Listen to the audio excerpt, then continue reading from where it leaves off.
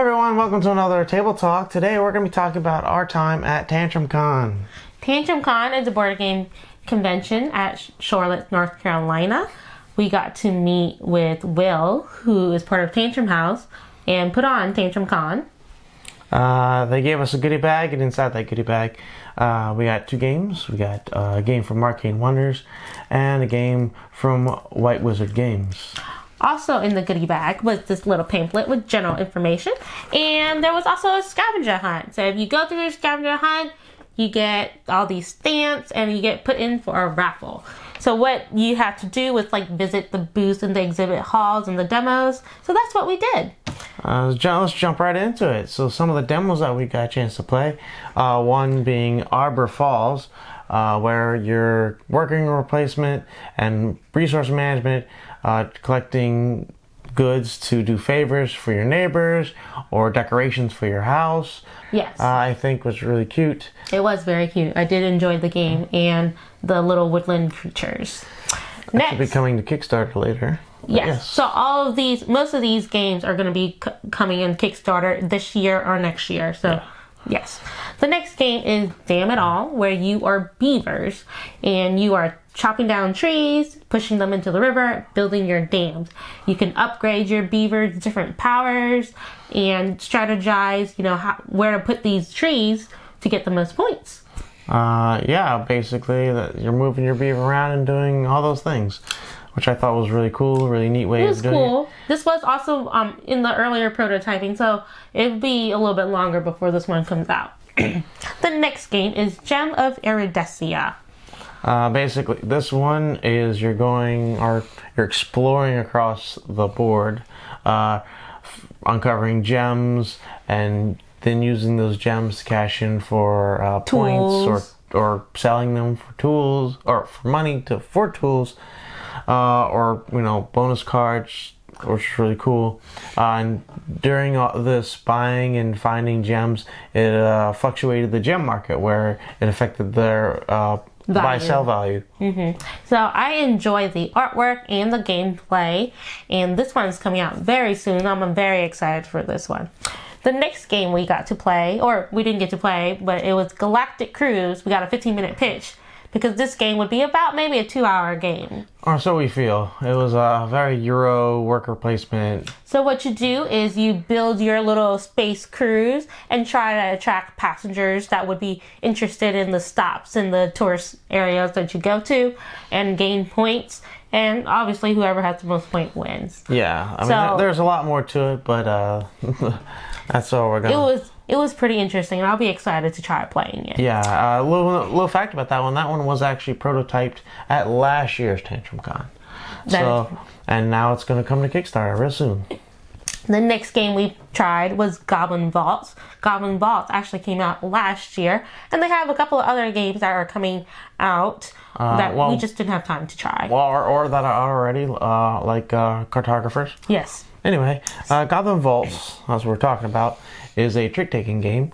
Really interesting trick-taking where you're kind of bidding with your trick, and if you win the trick, then what you bid with actually end up being the next thing, or one of the next things you could bid on, and then what you won goes into your tableau, because you're building a tableau with what you win.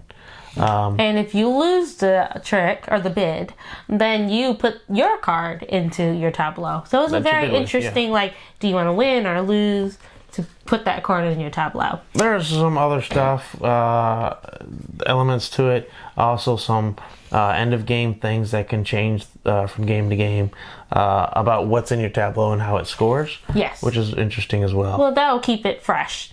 Well, the next game we played was Trash Dash. It's where you are trash creatures like raccoons and a rat. They have a pigeon, a bird, but it's a racing game. You're going to run around this little track, and you can play cards to do extra movements, or you could scratch your opponent and make them go back a couple spaces. Yeah. And so it's a little fun take that family game, and I think it's really cute. So you can definitely check that one out. Yeah. The next game. I was going to say the next one, is Trash Cult. Okay. Staying with the theme. trash animals like raccoons and rats. Rats and skunk in this one. Worshipping food because you're in a cult, and it's a bit more portable. A pocket-sized deck of cards kind of thing. Mm-hmm. But yeah, you're essentially building a tableau of animals trying to worship food in your sanctuary or a shrine of food, and the first person to achieve what their shrine and worshippers wins the game. It's really cute, and it has a lot of chaos. So if you like that kind of game, you could check that one out. Anyway, the next game we tried is a cooperative game called Corpse of Discovery. And what's interesting about that is you have your map, and you flip over tiles to find resources.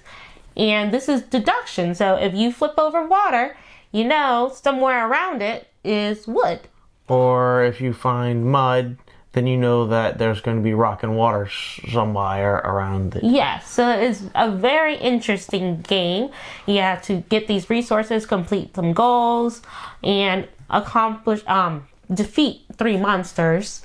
And you got to do this within a time frame. If not, then you lose. You also have daily objectives or goals that you need to accomplish, which, it seems like it could be a really tough one. They had a lot of maps, though. They did. They had, I feel like there was 5 packets, and each of them had like 8 or something. There's a lot. So you won't get tired of this game. The next one is Rocket Fire. In production, I believe. Yes. And they had one in the Play to Win. But basically, this one is you got some resources. You're got some cards in front of you that have numbers on it. You roll the dice. If you roll the number, then you get resources, and then you use those resources to buy other cards. To gain points. Or to get other cards, and all trying to buy fuel, basically, to build 7 rockets. First 7 rockets wins. So I enjoyed the artwork, because these are all real pictures of space and satellite images. The fact that, a lot of the images were things that are from actual, like the Hubble telescope, or pictures of actual NASA equipment and stuff like that, which is really cool. All right. The next game we checked out was Dawn of Paradise. I enjoy the pieces. They're like shaped like a rose, and they interlock with each other.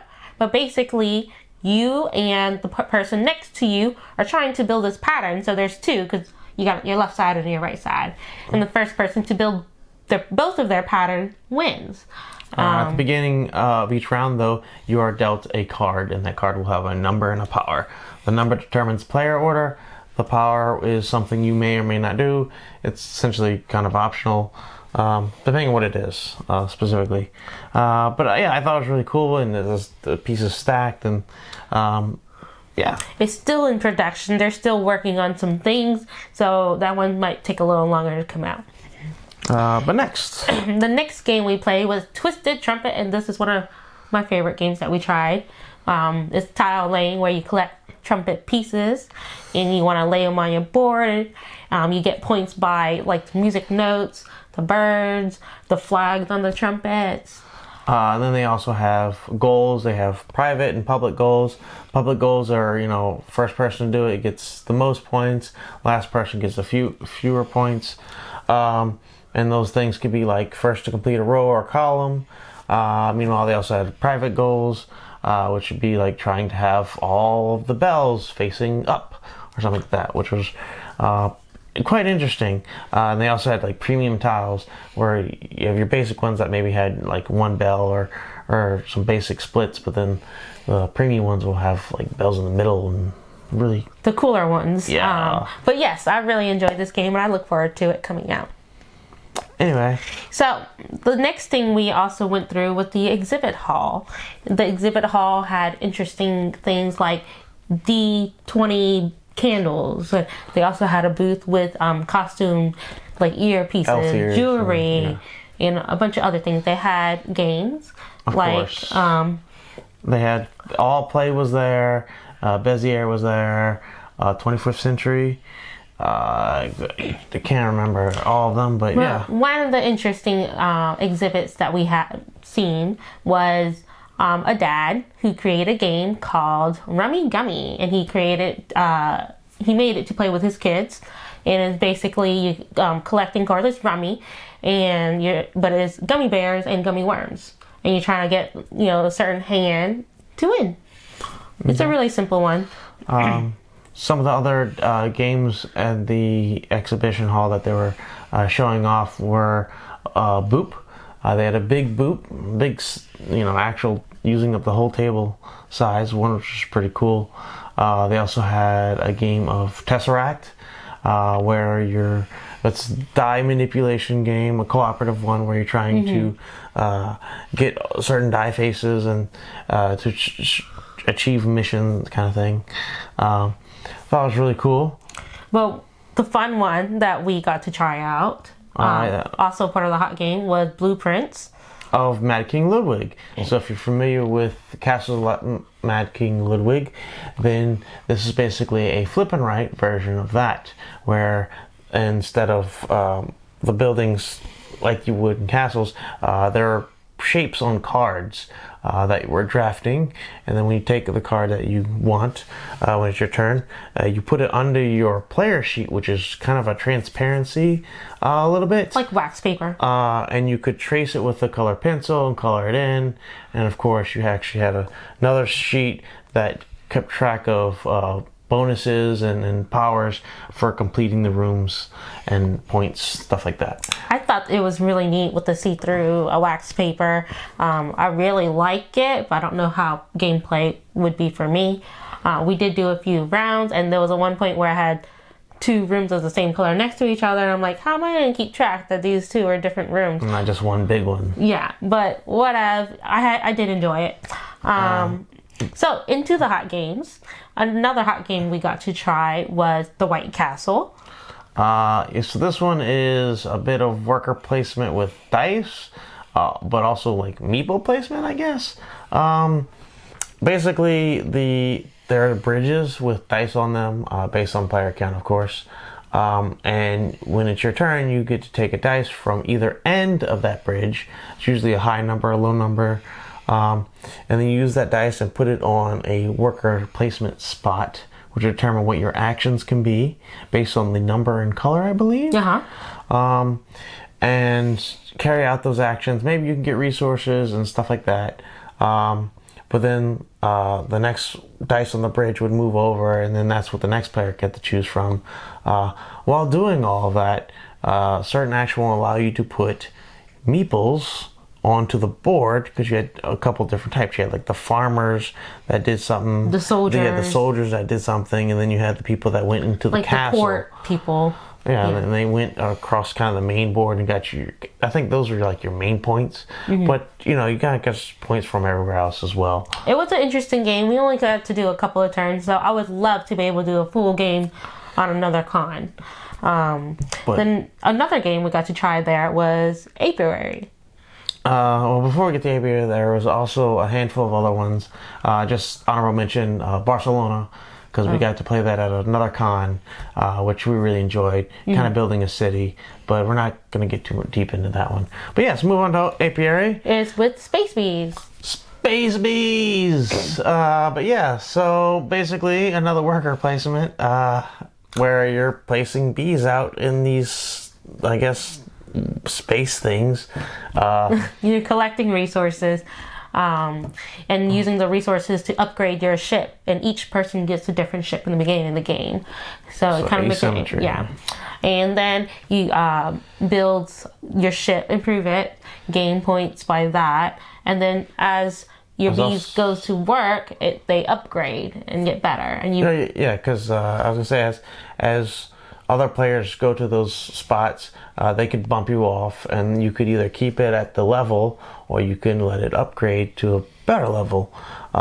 Which, depending on what kind of actions you want to do, you might want to keep it. But other things is, once you got like all the way around, they would go into hibernation, which would go into end game scoring points. There's also this dance action where you do dance. Yes. So we only got to do a couple of turns, so we didn't even get to go into the dance action part. Yeah. But it was a really cute game. We ended up buying it. So I mean, it works. It gets you to buy games. But yeah, so Apiary was a really good one, and it was in the Play to Wins. So along with that one and the Rocket Fire, they had quite a selection of Play to wins. I think they had over 100 games to play to win. I don't know how much it was. I'm not going to say 100, but they had a binder that was like this thick of pages where you take a game, you play it, and then you sign your name in there. And then at the end of the con, they typed everybody's name in and raffled those games up. So there was a lot. There was a lot. Quite a few popular ones would have been Apiary. Wormspan is another one that was very popular. People were waiting, and like they're like, "Hey, after you finish playing it, can we play it?" And there was like a whole little line of people who wanted to play this game. Yeah. They're like some of the games. I don't even know if they ever hit the table. If they were just people were just saying, "Hey, can I borrow that? I'm gonna go sign my name and grab it after you." But let's talk about Wormspan. It was popular. It is the dragon theme of Wingspan. And there are changes in this game. Of course. Some of those changes include your needing to excavate your caves before playing the dragons. Your actions are no longer using cubes, but coins. And at the beginning of each round, you get 6. But there are ways to get more coins. And you could also carry them over, so you don't have to use all your coins. It is another resource. So some dragons actually ask for that as a payment. It does. Or like a food, There's a guild where you go around the spot and get resources. And then when you get certain spots, it allows you to put a cube up for a bonus. Kind of like the end game scoring, but they had those too. So this game is very similar to Wingspan, but also different. There's those things that we talked about that are being different. So if you know how to play Wingspan, it's very easy to catch on to play this one. We enjoyed it, and we purchased a copy. I mean, there are obviously some strategic differences in it. That's some things I had to break when I had to try to learn. They're just like laying eggs. Like, I can lay them whatever. Oh, wait, no, it's a little bit harder. You can't lay eggs in this one no. than it is in Wingspan.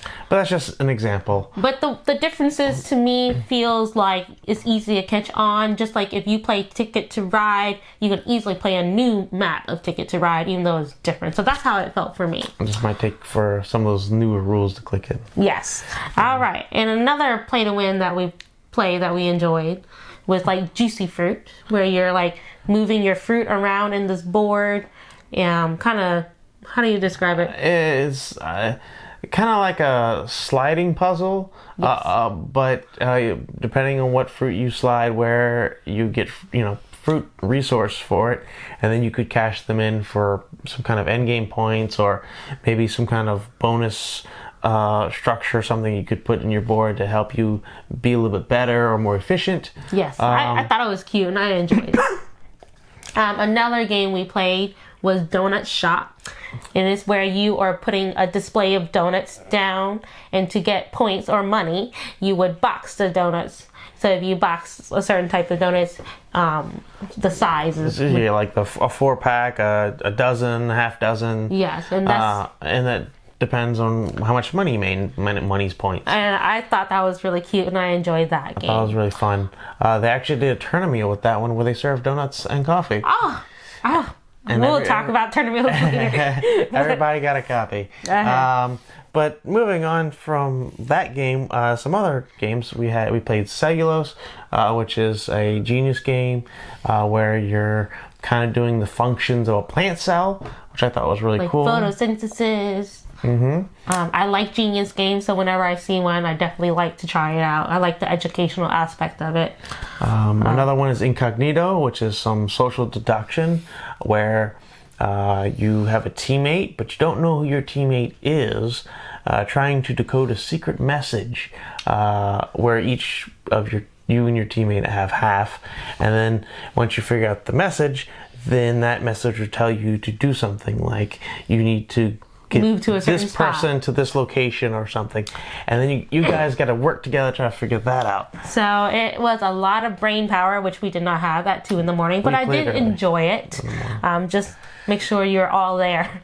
I definitely want to get that one on the shot if we get a chance. Another game we played was Agueda. I don't know if I'm pronouncing it right, but it had these cute little umbrellas. That's what attracted me to the game. And you collect the umbrellas, you move them onto the street in 3 different rows, and you collect points a certain way with your meeples. And I really enjoy this game, even though it's pretty easy in my opinion. I love how quick the learn was, and the teach was really quick too. So definitely try that out when you have a chance. So those are some of the play-to-wins that we got a chance to play. Moving from that into the library, they had a couple of the play-to-wins were in the library, and mostly I think that way they can actually have a copy for themselves. But if you played the library copy, you were able to put your name in the play-to-win. Things like Apiary and Wormspan were in there, but other games that were really big, I'm sure everyone knows about Heat. That was another game in their library.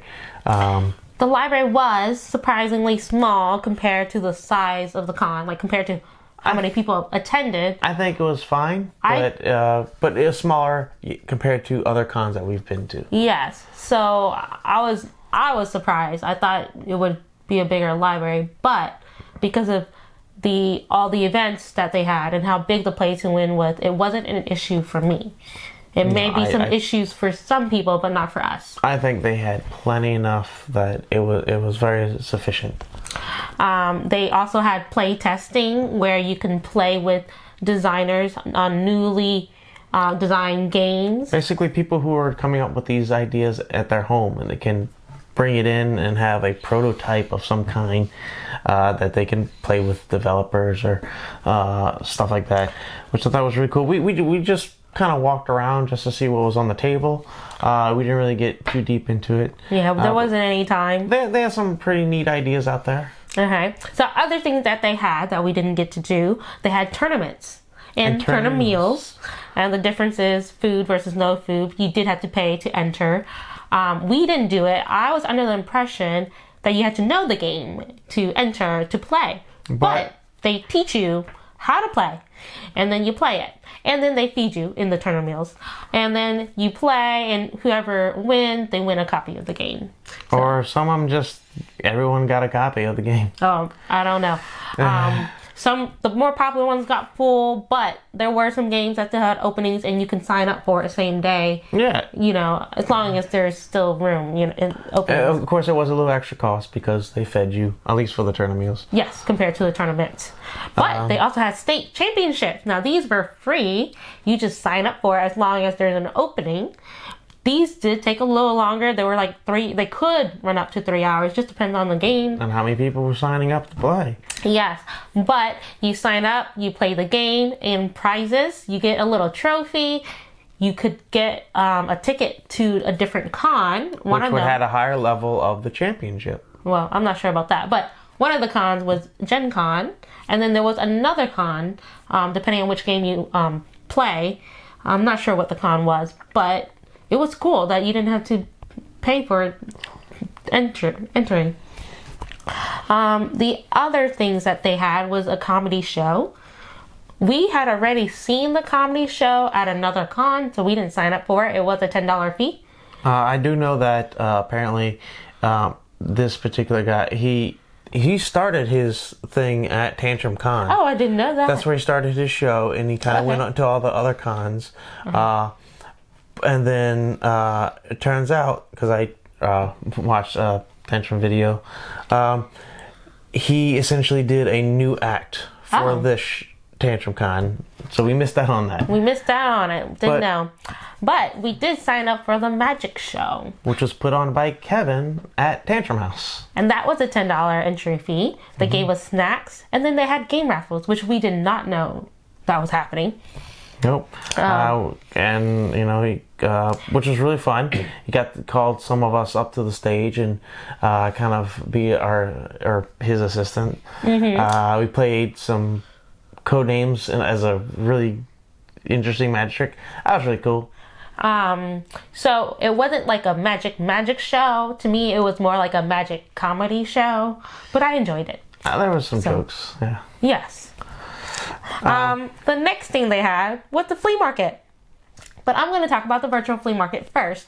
Virtual flea market happens before the con, where on the website you can post the games you want to sell, people can buy the game, and then you meet up on certain specific time frames. This was actually a smaller virtual flea market compared to other cons that we've been to. Normally there would be like 200 pages or something. This time was like 80, 200. I don't remember the exact number, but it was smaller.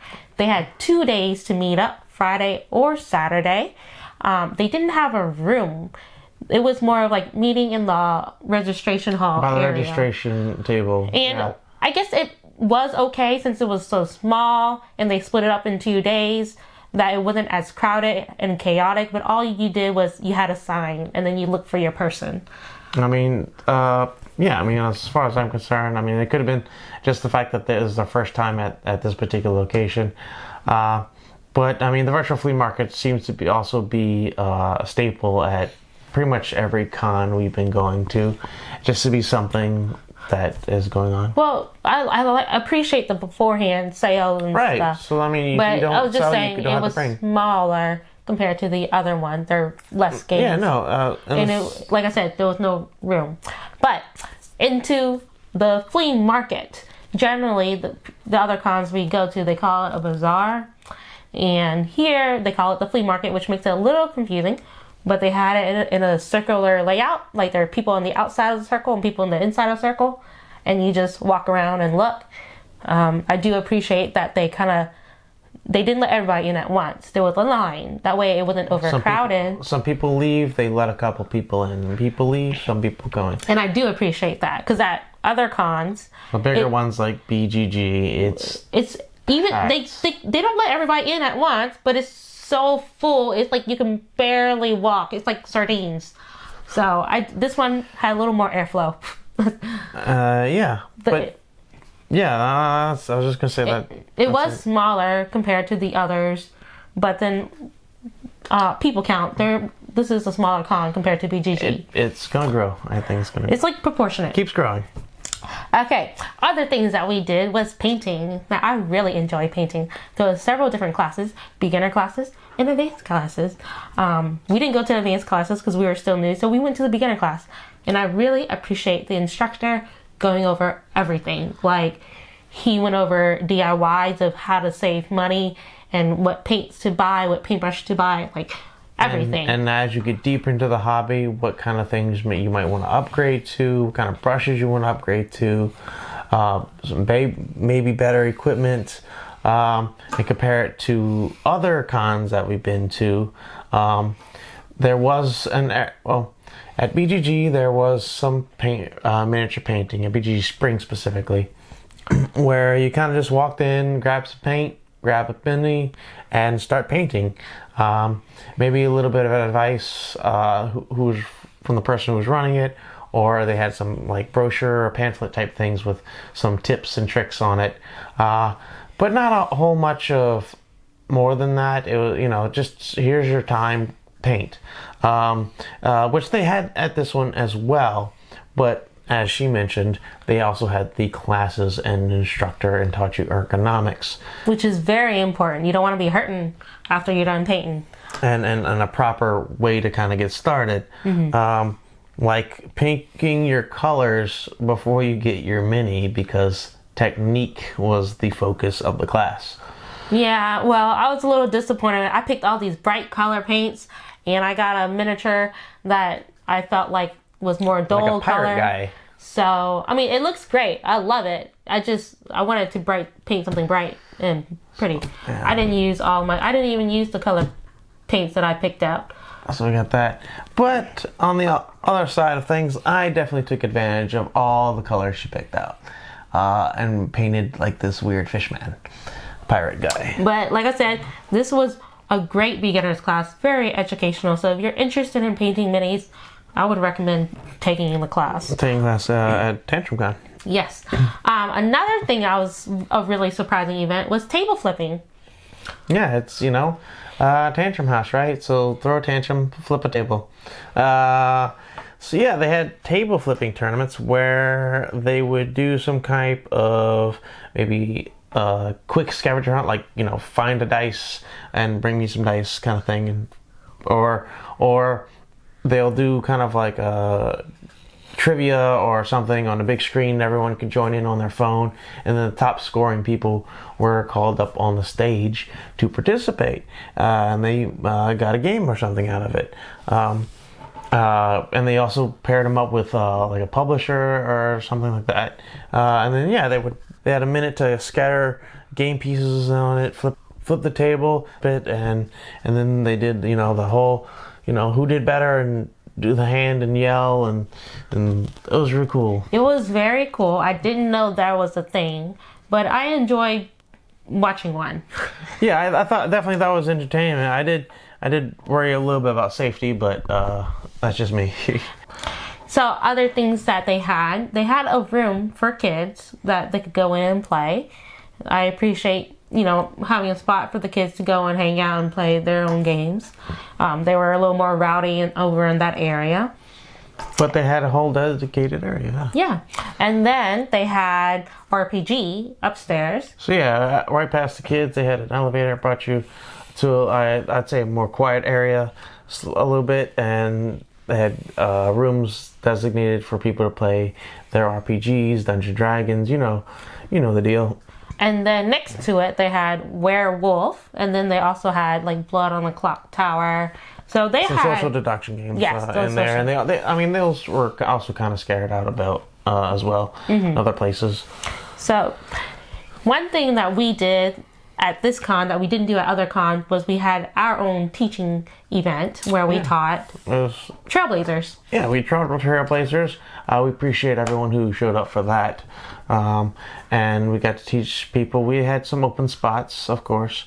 Well, it was more of they didn't show up because we were filled. I'm sure they got caught up doing like a tournament or something. So the one reason I wanted to bring this up was at previous cons, I don't really sign up for events. I would just, an event I'm interested in, I'll go, and if it was available seating, then you could participate, and that's usually the case. This one, it felt a little more strict with the time and the seating, and so I don't know if it's pros and cons. If you like the loosey-goosiness of others' cons, an example was BGG is kind of everyone kind of just do whatever and does whatever they want. But this one felt a little more strict with the on-time thing, and it could very well be because they have other events that are very time, like the tournaments and tournaments, which are very like you got to be there to do it. So people, I think, are much more needing to stick to those times. So I'm just letting it, mentioning it. So in future cons, I am definitely going to sign up for some and just see how the flow is to be able to compare it with other cons. It just felt a little more strict, that's all. But I do want to compare this con to the other cons so you know which ones you want to go to. So exhibit hall wise, this one was a little bit smaller than Dice Tower and smaller than the other. The exhibit hall and the library, a little bit smaller. Yeah. But when it comes to event schedule, I'd say a bit more robust because they had the tournaments and the tournament meals, as well as the fact that Tantrum Con had the play to win table, which I can't say is at many or if any other cons other than our smaller SOBO, Southern Board Game Festival, down here in Louisiana. So yes, size-wise of those things, they were smaller, but like presence of people, it was still a good bit. Like the amount of people, I felt like it was on par with Dice Tower. The difference is Dice Tower, in my opinion, was more adult. They did allow children, but after like a certain age, there was a cutoff. So if you want a more quieter con, you would go to Dice Tower East. It's all about more focusing on playing with people, so like getting together with a group of people and let's go check out this game and play it, just that kind of thing. But here this was very family friendly. There was all ages of kids and family, and so it just depends on what you're looking for in a con, whether you want to come to this one or not. But it is also smaller compared to BGG Spring and Fall. Like, in my opinion, those were a lot. Oh yeah, I think BGG cons. is definitely one of the bigger ones. Right behind probably Origins and Gen Con. But we don't really know because we haven't been to those. But they are in the future list. Right. So, what is your opinion of Tantrum Con? I'd say that Tantrum Con is probably one of my favorites, if not my favorite so far. I do want to go back. Definitely want to go back and get involved with their tournaments and their tournameals. Maybe doing one of those. And I thought it was really cool, and not to mention their play to win, which is a really big hook, I think, just because, not all the cons really do it, and, going through it this time, a lot of those play to wins were, like, brand new. We had to do some punch outs or opening the cellophane on the cards, or assembly, on some of the games, which is like, wow, these are, like, that's really crazy and cool that they got their sponsors and stuff to contribute those games to give out like that. So, Tantrum Con, in my opinion, is the most family-friendly con. At least the ones that we've been to. Like I said, Dice Tower East, it's not as family-friendly. BGG is family-friendly, but size is just so large that it's harder to find your kids there. Here, it is smaller scale. So it's easier for you to just peek in one or two rooms and you can find your kid. So that is the reason I like Tantrum Con, how family friendly it is. It has a very energetic energy. Like, people are having fun here. You can hear it and feel it. And also, like Matt said, play to wins. I love play to wins. And it had a lot of it. So I enjoyed Tantrum Con. This is my favorite con. Yes. So yeah, that's been our review experience at Tantrum Con. If you saw us there, or if you got a chance, thanks for saying hi. If you haven't had a chance to go, we recommend checking it out. Otherwise, like, subscribe, comment down below, tell us what you think, and we'll see you next one. Bye bye for now.